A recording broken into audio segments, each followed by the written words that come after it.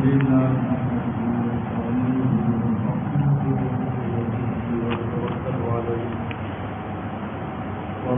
بالله من شرور أنفسنا ومن سيئات أعمالنا من يهده الله فلا مضل له ومن يضلل فلا هادي له ونشهد أن لا إله إلا الله وحده لا شريك له ونشهد أن سيدنا سندنا وحبيبنا وشفيعنا ومولانا محمدا عبده ورسوله صلى الله تعالى عليه وعلى آله وأصحابه وبارك وسلم. أما بعد فأعوذ بالله من الشيطان الرجيم. بسم الله الرحمن الرحيم. لقد من الله على المؤمنين إذ بعث فيهم رسولا من أنفسهم يتلو عليهم آياته ويزكيهم ويعلمهم الكتاب والحكمة وإن كانوا من قبل لفي ضلال مبين. وقال تعالى: لا تحرك به لسانك لتعجل به إن علينا جمعه وقرآنه فإذا قرأناه فاتبع قرآنه ثم إن علينا بيانه. قال النبي صلى الله عليه وسلم: من قام رمضان إيمانا واحتسابا غفر له ما تقدم من ذنبه أو كما قال عليه الصلاة والسلام. صلى الله عليه وسلم الكريم. جناب گرامی حضرات بلاد محترم جناب سراج مصطفیٰ امام اور خطیب مسجد برخوردار بھتیجے مفتی صفت اللہ عالم جناب حکیم جاوید صاحب مدرسے کی ابتدائیہ اور میرے بزرگوں کو دوست، کافی عرصے کے بعد آپ حضرات کی اجازت سے یہ حاضری ہوئی ہے. ویسے تو ماشاءاللہ آپ لوگ ہمارے دل کے قریب رہتے ہیں اور اس تعلقی سے اپنی خاص تعلق ہے اور پہلے بھی آنا جانا ہوتا تھا، لیکن درمیان میں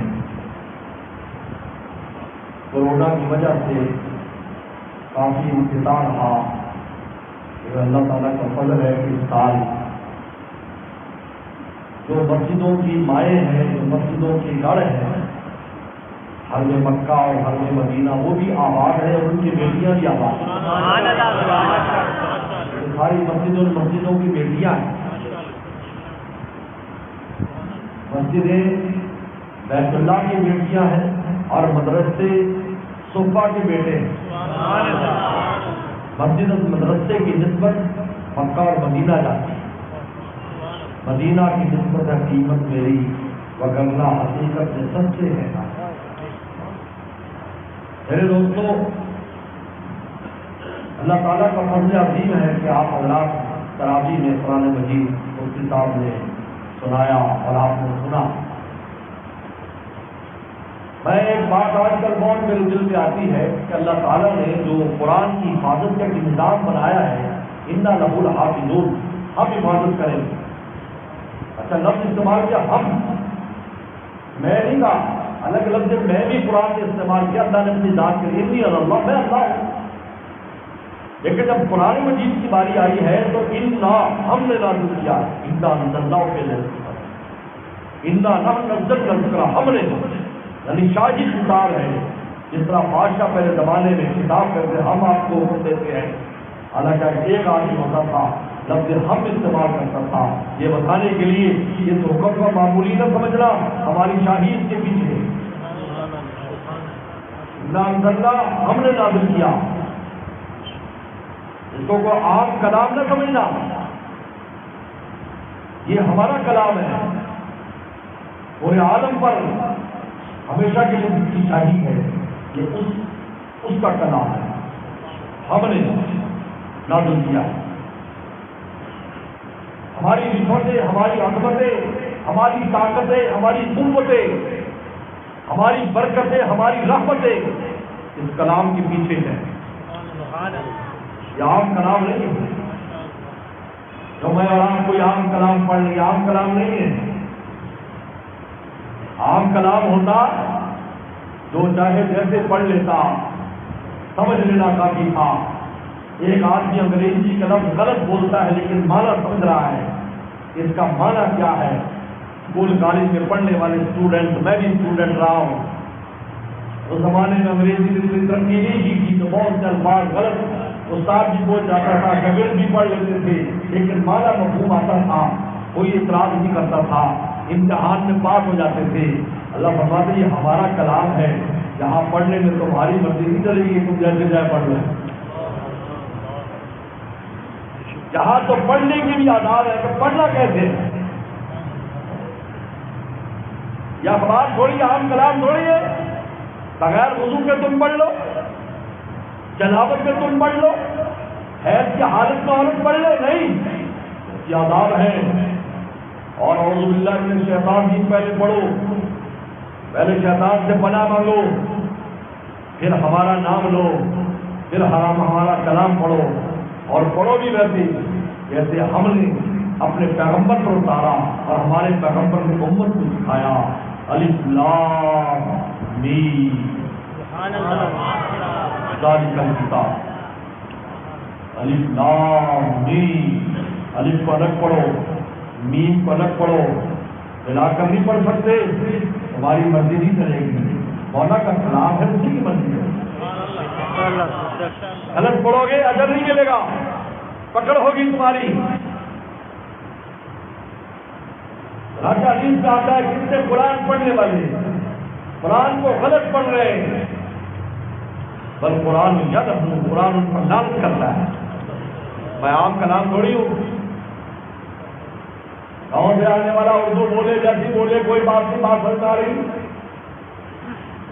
کوئی پٹھان اردو بولے ٹھیک ہے، کوئی بات نہیں سمجھ میں آ رہی، نہیں، تم یہ ادھر نہیں کر سکتے، ہم تو عربی نہیں جانتے، دادا ہم عربی نہیں جانتے، ہم اگر ہم سے غلطی پڑھنے میں ہو جائے، نہیں، ہم نے اپنا پیغمبر اس لیے بھیجا ہے کہ تمہیں قرآن سکھائے، اور پیغمبر کے نائبین قیامت تک علماء سب سے پہلے تمہیں قرآن سکھائیں گے کہ پڑھنا کیسے، ہمارا سوال ہے۔ انا ہم نے نازل کیا، وَإِنَّا لَهُ لَحَافِظُونَ، ہم حفاظت کریں گے، ہم۔ اس کے پیچھے جو حفاظتی نظام ہے مولا کا ہے۔ یہی وجہ آج 1500 سال ہو گئے، 1500 سال فیجی آئی لینڈ سے لے کر افریقہ کے ساؤتھ افریقہ کے کنارے تک، کیپ ٹاؤن آخری ملک ہے ساؤتھ افریقہ کا جس کے آگے زمین ختم ہے، اور کینیڈا ہے جس کے آگے زمین ختم ہے، وہاں سے لے کر وہاں تک جہاں بھی قرآن پڑھا جا رہا ہے اس کے زیر و زبر میں کوئی تبدیلی نہیں ہے۔ کروڑوں لوگ پڑھ رہے ہیں، کروڑوں،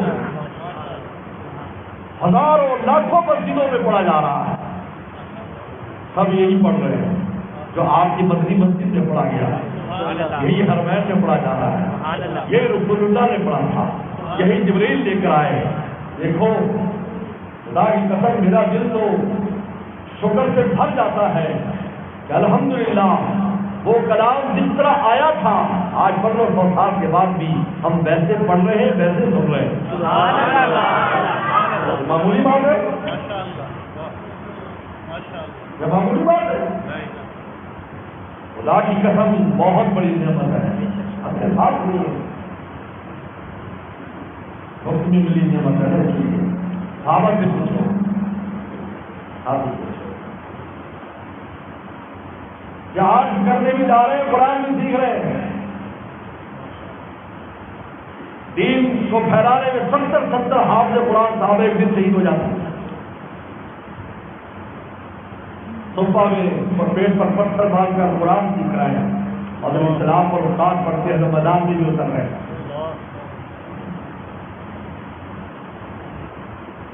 اللہ تعالیٰ نے. تو میں ایک بات کرتا ہوں آج کل بڑے دل میں آتی ہے کہ یہ قرآن کی حفاظت کا جو نظام ہے اس کی اللہ حفاظت کر رہے کی زیر زبر بالکل محفوظ ہے. صحیح پڑھا جا رہا ہے ماشاء اللہ. قاری صاحب مفتی صاحب نے پڑھایا ہوگا بازار ادھر چلے جائیں بیٹے کا شاگرد کیوں نہ کھڑا ہو جا کے امام کعبہ ہو.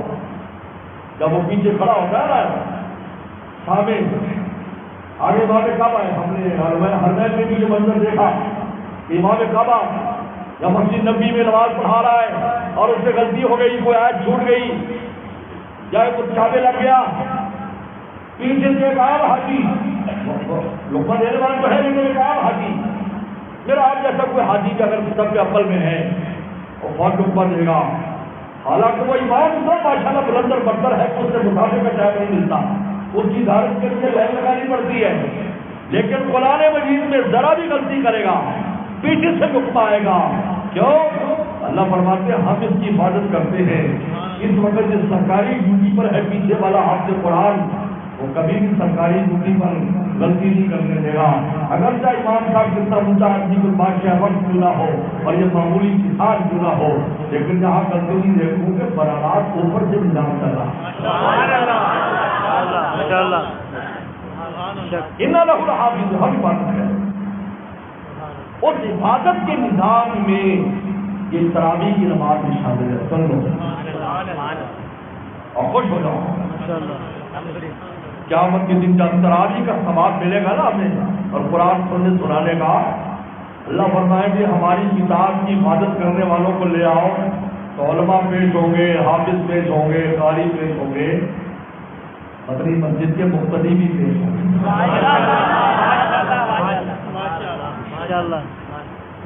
تم پیچھے نہ ہوتے تو قاری صاحب کس کو کرا بولو. جب مسجدوں میں مقتدیوں کو بند کر دیا تھا تو کس مسجد میں قرآن پڑھا گیا؟ کرونا کے دنوں میں کہاں پڑھا؟ بعض جگہ جتنی پابندی جی کے مسجد میں آنے نہیں دیتے تھے, بعض جگہ تو 4-5 کی اجازت دے دی. یہ اللہ تعالیٰ نے حفاظت سے جہاں ہمیں اور انعامات دیے. جب من قام رمضان کے جو رمضان میں قیام کرے گا تراویح کی نماز, من قام رمضان کی روایت یہ بخاری شریف کی حدیث ہے. اسی جگہ پر جا کر شروحات دیکھ لو, محدثین نے لکھا ہے اس سے تہجد کی نماز مراد نہیں ہے جو خاص من قام رمضان فرمایا. تہجد کے بارے میں تو رسول اللہ نے مستقل باتیں فرمائی. یہ تہجد کی ترغیب نہیں دی جا رہی کہ تم تہجد پڑھو, صلاۃ اللیل پڑھو, اس کی ترغیب نہیں دے رہے. یہ تراویح کی نماز کی ترغیب ہو رہی ہے من قام رمضان کہ جو رمضان کا قیام کرے گا ایمان و احتساب. چلو اس بات کو جذبہ ایمانی کے ساتھ واحتسابًا ثواب کی نیت سے حضرت سید احمد شاہ صاحب کشمیری رحمۃ اللہ علیہ بہت بڑے محدثین سے گزرے, انہوں نے کہا جس روایت کے اندر بھی یہ بات آئے گی جس حکم میں کہ ایمان کے ساتھ اور ثواب کی نیت سے, ایمان کے ساتھ ثواب کی نیت سے, بہت سی جگہوں پر رسول نے فرمایا یہ کام کرے ایمان کے ساتھ ثواب کی نیت سے. کہا یہ وہ مقام ہوگا جہاں پر لوگ دیکھا دیکھی بھی وہ کام کرتے ہیں. تو رسول اللہ نے تنبیہ فرمائی کہ لوگوں بھائی دیکھا دیکھی نہیں, جذبہ ایمانی سے آنا اور اللہ سے ثواب کی امید رکھ کے آنا. غفر لہ ما تقدم من ذنبی, تمہارے پچھلے سارے گناہ معاف ہو جائیں گے. تہجد تو انسان اکیلا پڑھتا ہے, تہجد اکیلا پڑھتا ہے. بتاؤ تہجد نماز پڑھ رہا ہے اکیلا پڑھ رہا ہے, رمضان میں آپ اپنے گھر میں پڑھ رہے ہیں, باپ کس کو دکھلاوے کی نیت کرے گا بتاؤ؟ یہ مقام ہے آپ مسجد میں آ رہے ہیں, سنانے والا حافظ کس نے سنا رہا ہے, وہ اپنی نیت ٹٹولی, مقتدی کسے پڑھ رہے ہیں. یہ آدمی جائیں گے لوگ کیا کہیں گے؟ یہی روزے کے بارے میں پڑھنا ہے آپ نے, روزے کا منفا ہمارا رمضان دیکھیں دیکھی روزے رکھ رہے ہیں, یاد نہیں رکھیں گے کھانے کو تو کچھ ملتا نہیں, کرو روزہ ہی رکھے. ہاں بنا دیکھو دیر سے کرو کیا کر رہے ہو, بھوکے پیاسی کرو ملے گی نہ تمہیں کچھ. من قام لیلۃ القدر میں قیام کرتا ہے, بعد یہ فرمایا لوگوں کو دیکھا دیکھی نہیں, گھر میں بڑے سوچ رہا کہ یار تو 26 قدر تو ہے ہی نہیں, کہا تھا تو بلوانی بڑی بات نصیحت میں نہیں آیا. فرمایا اپنی نیت صحیح کرو کہ جذبہ ایمانی سے ایمان کی وجہ سے پڑھ رہے ہو اور اللہ سے ثواب لینے کے لیے. یہ من قام رمضان کی جو روایت ہے اس تراویح کی نماز کے بارے میں ٹھیک ہے, یہ تہجد کے بارے میں نہیں ہے. بہت سے لوگ اس کو تہجد میں لے جاتے ہیں, صلاۃ اللیل میں لے جاتے ہیں. بھائی صلاۃ اللیل کے بارے میں نہیں ہے, اس کے لیے تو الگ روایتیں موجود ہیں. اللہ نے قرآن میں تہجد کی نمازیں پڑھی, آپ نے 8 رکعت پڑھی, 6 رکعت پڑھی, 4 رکعت پڑھی, 2 رکعت پڑھی, اور اس کے ساتھ 3 وتر پڑھے تو 5 آ گیا. یا آپ نے 5 پڑھی, آپ نے 7 پڑھی, آپ نے 9 پڑھی, آپ نے 11 پڑھی, زیادہ زیادہ 11 رکعت آپ نے پڑھی تہجد کے ساتھ وتر ملا کر. اور ایک روایت میں 13 آتا ہے کہ آپ نے 13 رکعت پڑھی, اس لیے کہ وہ فجر کی 2 سنتیں بھی شامل کر دی صحابی نے, کیونکہ جب رسول اللہ نے جب فجر ہو جاتی تو فوراً 2 رکعت پڑھ کے مسجد میں چلے جاتے, اس نے کہا کل 13 پڑھی. یہ من قام رمضان یہ تراویح کی نماز ہے. یہ اجر تو مستقل ملنا ہی ملتا ہے. کون سا اجر؟ غفر لہ ما تقدم من ذنبہ, پچھلے سارے گناہ معاف ہیں. جن کو روزہ معاف کرا رہا ہے, رات کو تراویح کرا رہی, انہوں نے کہا جب سارے معاف ہو گئے تو پھر معافی یاد رکھو, جب بندے کے گناہ معاف ہو جاتے ہیں تو پھر اسی معافی کے اوپر انعام ملتا ہے. اگر کیا ملتا ہے؟ ایک آدمی کا گناہ نہیں ہے مثلا, یا معاف ہو گیا, پچھلے توبہ کر لیے, گناہ نہیں ہے, پھر بھی استغفار کر استغفر اللہ معاف کر دے, توبہ استغفر اللہ استغفر اللہ. اب ہر استغفر اللہ پر سبحان اللہ کی طرح ان کے درجے بلند ہو گئے نہیں. پہلے صفائی مجائی کے لیے تھا, آپ اوپر جانے کے لیے. جو اصول ہے شریعت کا اصول ہے. ایک آدمی کا گناہ صغیرہ ہے, گناہ صغیرہ تو نماز سے معاف ہوگا, استغفر اللہ استغفار کی تصویر پڑھ رہا ہے تو کیا ہوگا؟ ہم نیکی لکھی جائے گی. تو جن کو روزے نے معافی کرا دی, من قام رمضان, اور رات کو تراویح نے من قام رمضان, اور آخری اثر آیا من قام لیلۃ القدر ایمانا واحتسابا غفر لہ ما تقدم من ذنبہ. لیلۃ القدر میں رات کو عبادت کرتا ہے, جان کی گزارتا ہے, اس کے سارے پچھلے گناہ معاف. اگر پہلے معاف ہو گئے اب درجے بلند ہو رہے ہیں, نیکیاں لکھی جا رہی ہیں. تو یہ تو اجر ملنا ہی ملنا ہے, لیکن یہ زائد ایک اجر ملے گا ہمیں کہ قرآن کی حفاظت کے لیے میں وہاں پہ استعمال ہو گئے, ہم نے مسجد آباد کر دی. الحمدللہ رمضان کا عجیب منظر ہے پورے عالم میں. آپ آنکھ بند کر کے دیکھیں, دنیا کی کوئی جگہ نہیں جہاں پر تراویح کی نمازیں نہیں ہوئی. مسجد آباد آج بے عقلے لوگ میرے جیسے تھوڑی نیکی کر لی تو نے کہہ دیا جی وہ یہ فصلی بٹیرے جو رمضان میں آ جاتے, توبہ کرو, اللہ کی پتہ نہیں کس کے لیے کب دربار کھول دے. تم کون ہوتے ہو؟ تم اللہ کی رحمت روکنے والے ہو. فوجی دیکھو جی یہ رمضان میں نظر آ رہے ہیں, یہ تمہیں کیا بتا, ان کا نماز کے لیے بلایا. اب وہ آ گئے, کتنے ہوں گے جو پکے ہو جاتے ہیں, دیکھا آپ نے رمضان میں آنے کے بعد جو پکے ہو گئے, چلو سارے بھی واضح ہو گیا, آدمی تو چوتھائی ہو گئے. یہ اللہ تعالیٰ کی رحمت کے اوپر حکومت نہیں چلانی چاہیے کہ جناب ایسا ہو جائے گا ویسا ہو جائے گا, یہ تو بس کوئی بات میں نظر نہیں آئے گا. آج کا جناب اسن ٹوٹے ٹھیلے جو ہے وہ گھروں میں جو مسجدوں میں آ کر پڑ گئے, گھر میں سواری نہیں رکنے دیتی تو مسجد میں آ گئے.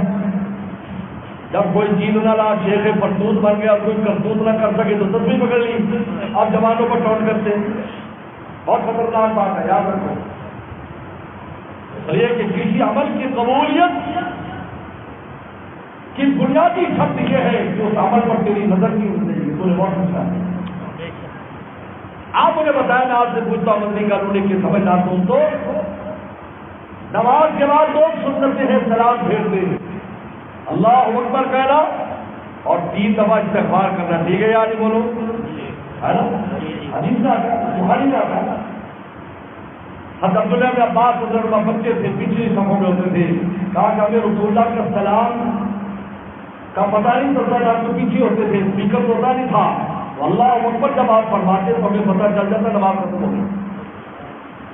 اس کے بعد 3 بار فرماتے استغفر اللہ استغفر اللہ استغفر اللہ.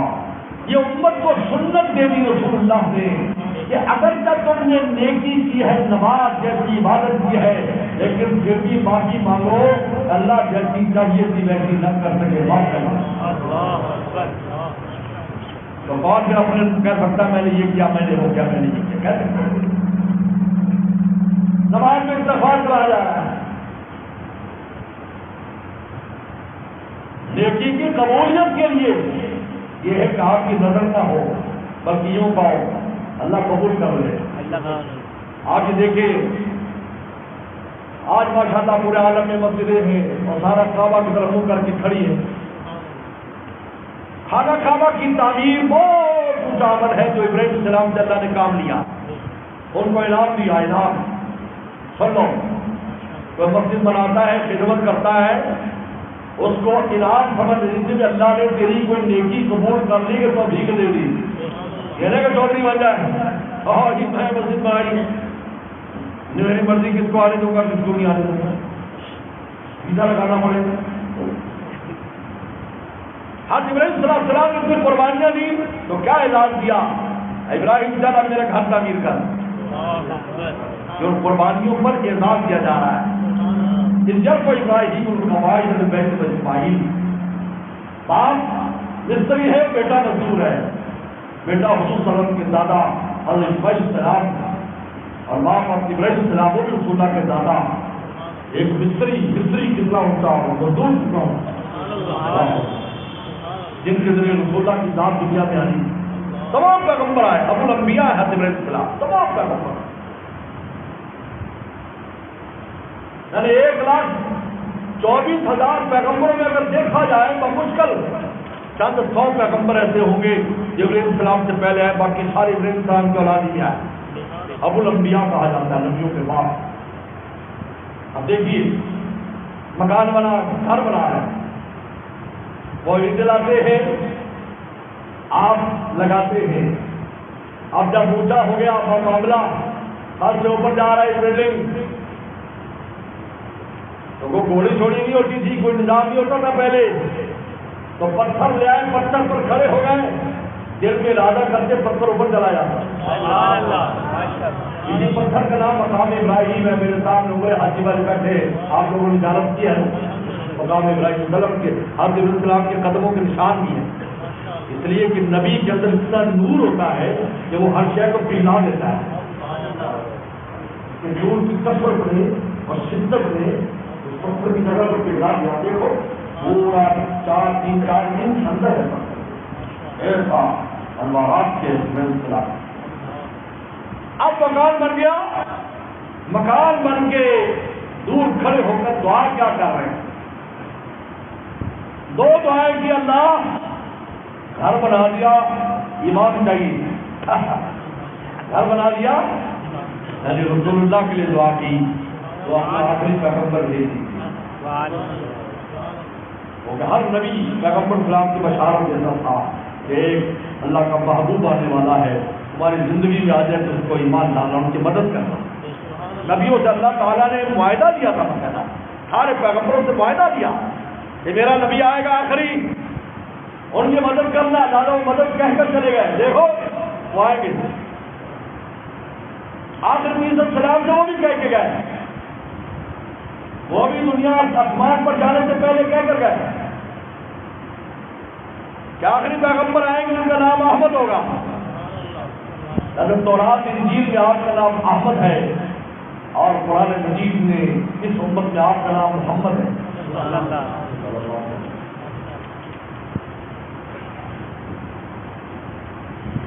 اب دعا کر رہے ہیں، ایک تو یہ دعا مانگی امام بھیج دے، اور امام کیا کرے؟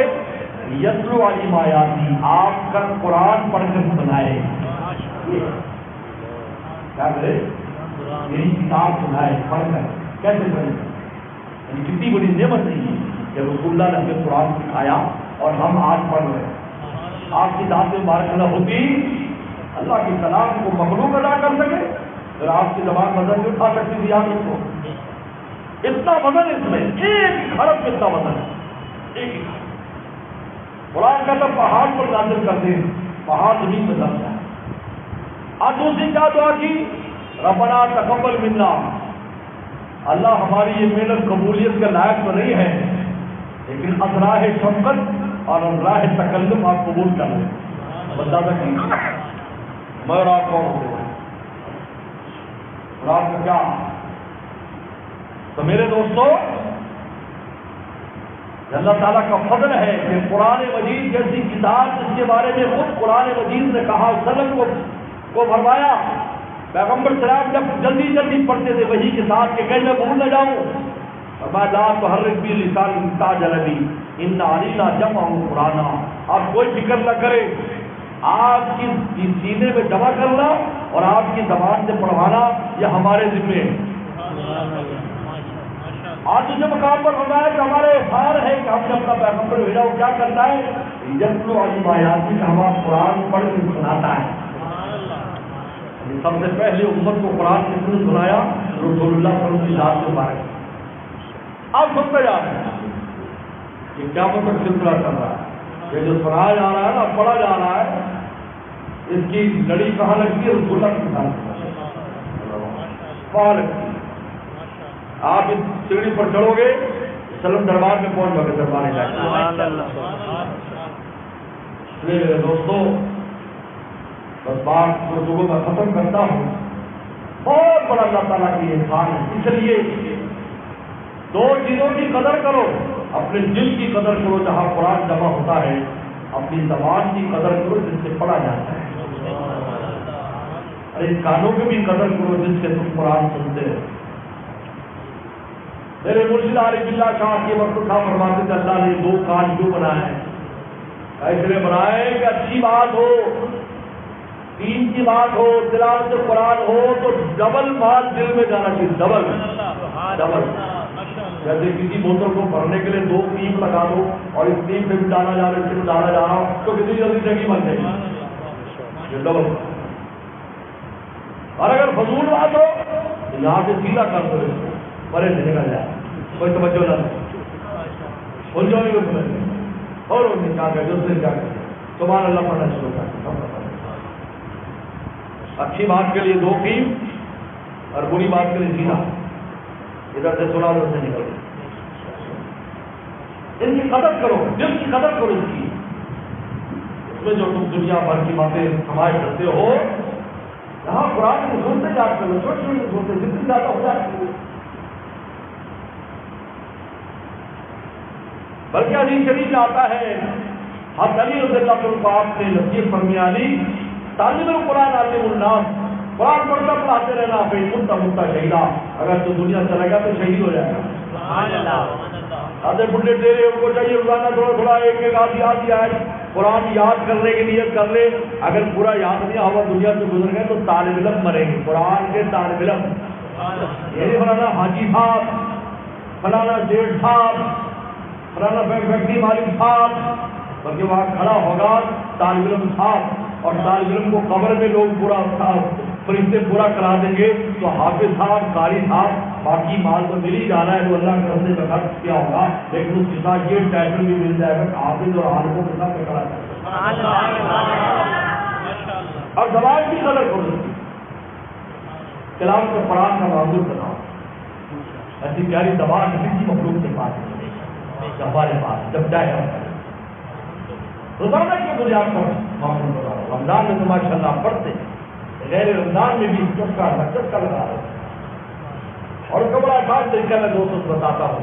اذان ہوتی مسجد میں آ جاؤ, جب آپ سنت وغیرہ پڑھ لو تو 2 وقت بچے, یہ نہ 2 بڑا لمبا ڈرائیو 2 وقت بچے, 5 منٹ 10 منٹ کم ہے. 2-4-10 آیتیں پڑھ لو گے, قرآن سے ملاقات تو ہو جائے گی, جس کال تو ہو جائے گی جس کال, لیکن کسی مس کو کال نہیں مارنا, جس کال کا ہمارا سمجھ بولا بات رابطہ ہو جائے گا. قرآن آج حدیث شریف میں آتا ہے قیامت کے دن روزہ بھی سماج کی ہوگا, قرآن بھی سماج کی ہوگا. روزہ کہے گا اللہ دن کو بھوکا پیاسا رکھا, میری سماج قبول کر. قرآن کہے گا میں نے جگہ رکھا, میری سماج قبول کر. اللہ فرمایا کہ تم دونوں کی قبول ہے تو جنت ملے. اور کانوں کی بھی قدر کرو جس سے ہم قرآن سنتے ہیں. میاں قرآن اور اچھی باتوں کے گزرنے کا راستہ ہے, گندا نہ کرو, نہ زبان گندی کرو, نہ دل گندا کرو یا کلمہ رکھا ہے, نہ زبان گندی کرو, نیچے قرآن پڑھتے ذکر کرتے اللہ کا نام لیتے, نہ کان گندے کرو. گھر میں تو ہم برتن گندا نہیں ہونے دیتے جس میں کھاتے پیتے ہیں, اور جہاں جہاں کلمہ رکھا ہے وہ دل گندا کیا ہوا ہے. جن دو زبان سے اللہ کا نام چل رہا ہے وہ گندی کی ہوئی ہے، گالی گلوچ، فضول باتیں، جھوٹ چکاری ہے. اور یہ کان گندے کیے ہوئے فضول باتیں اور گندی چیزیں سن سن کر. آپ بتائیے یہ آپ قدر کر رہے ہیں مولا کی نعمت کی؟ ہاں اتنی پیاری پیاری چیزیں جس سے گزری. اب رمضان کے بعد آپ نے سے قرآن سنا ہے مقتدی ہوئے، پورے قرآن کا نور آپ ان کانوں کا نبی آپ کے دل میں گیا ہے. تلاوت آپ کر رہے ہیں رمضان مبارک میں، دل میں آپ کے اچھے اچھے خیالات، اچھی اچھی چیزیں، آپ غیر رمضان میں تباہ و برباد کر دو اس کو نہیں. یا ہمارے انسان کا ذوق تو یہ ہے کہ اگر انسان کسی برتن میں گندگی گر جائے تو اس برتن کو استعمال نہیں کرتے. دوبارہ ہو یار دفع کرو، اس میں بڑا پیشاب کتا پیشاب کر لیا تھا تو بیچ دو اس کو، چاہے ہزار دفعہ دھو لو، لیکن دل کراہت کرتا ہے. یہاں ہمارا دل کو کراہت کیوں نہیں کرتا؟ جہاں کلمہ رکھا ہے، قرآن رکھا ہے، وہ دل میں گند ڈالتے ہیں، زبان سے گند نکالتے ہیں. یہاں جو کراہت ہونی چاہیے ایسا دور سے سلیم ہو جائے.